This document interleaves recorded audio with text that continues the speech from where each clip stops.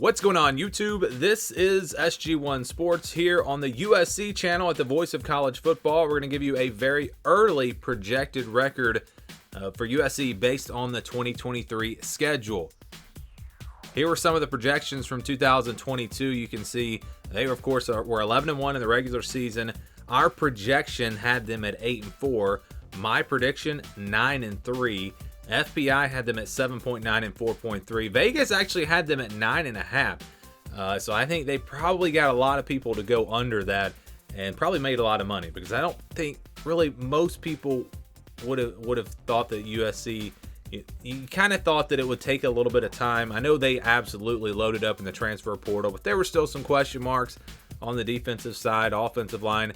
Knew that the talent was there, the firepower was there, especially on offense, but I don't think a lot of people expected them to do what they did last year. I was at 9-3, and I missed it by 2 games. They outperformed my prediction by 2 games. So we'll look ahead here to 2023 now and see what the projection is. Again, projection last year, 8-4. They beat that by 3 games. Here's the schedule again, and this is the scale that we'll be using. If the game stays in the white, that means it'll be a 50-50 game, basically a game where I think the spread will be 3, 4, 5 points, kind of in that range. Less than 20, over 80. Those are games where I think the spread will be 20 points or more. Then you got your orange and blue. That'll be games where I think the spread will be 10 to 20 points in that range.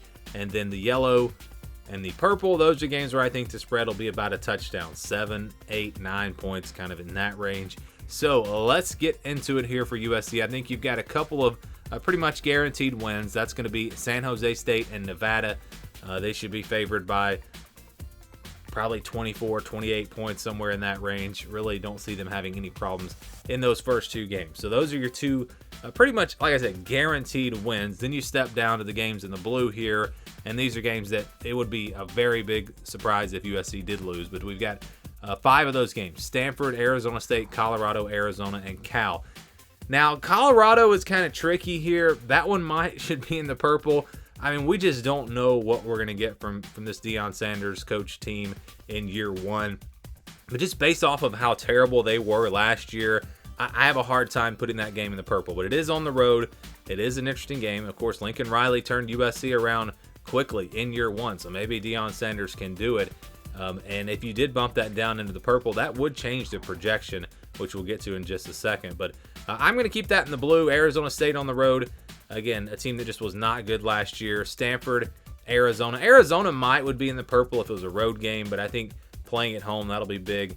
And then Cal, they were not very good last year either. So those 5 games, USC should win. They should be favored by 10 to 17 points, I think, in all 5 of those.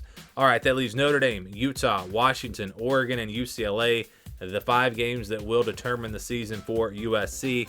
I think you can put one of these games in the purple, and that's UCLA. Playing at home, USC should be the better team.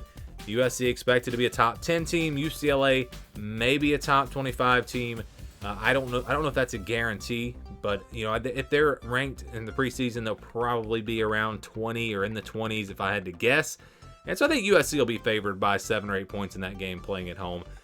Again, we can put that one in the purple. That's a game that USC will be a clear favorite, but not a huge favorite. And that leaves 4 games: Notre Dame, Utah, Washington, and Oregon. And all of these, to me, are 50-50 games. These are games that could go either way.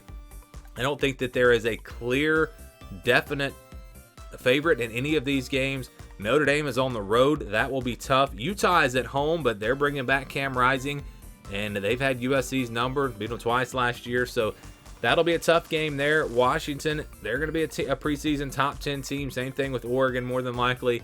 So all 4 of those games will be tough. Oregon is on the road. If I had to guess what Vegas would do, I'd probably put the Notre Dame and Oregon games. I'd put USC as about a 3-point underdog just because they're on the road.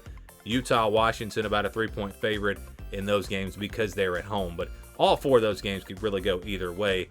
And, if you win all 4 of them, it's going to be a special season. But there is potential for USC to lose all 4 of those games or lose 3 of those games. And then it will be a disappointing season. But what we do here is we count the blue and the green games as wins. Then we use 50% for the white. And then for the one purple game here, UCLA, we're going to use 65%. Average all that out, and USC's projected record comes out to be 10-2. So that is the projection Remember, 8-4 last year. They beat that by 3 games. If you wanted to put Colorado in the purple, if you think they have a chance to be really good this year, that would drop the projection to 9-3. And with the UCLA game on there, they are closer to 9-3 than they are 11-1.